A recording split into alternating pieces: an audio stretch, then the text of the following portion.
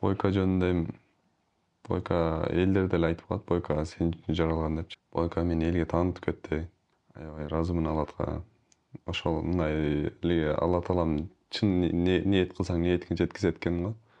Ошо Бойканы буюрса мен үйгө алып келем, меники болот деп ниет кылып жүрчү элем да.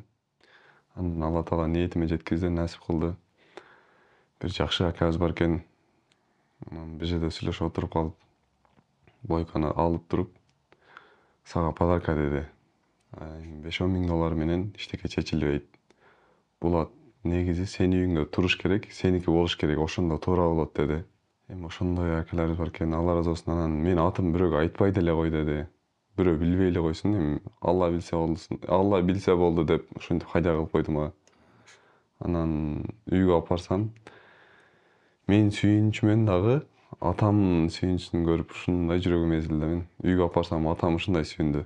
Аттын башынан сылап, көздөрүнө кичине жаш алып, жаныбар деп сылап, анан бир кыйладан кийин дагы атканага өтсөм, атам аттын жанында туруп чөп жеп аткандарын карачы. Атам дагы жаман сүйүндү үйгө алып барганда. Азыр үйдө турат эми.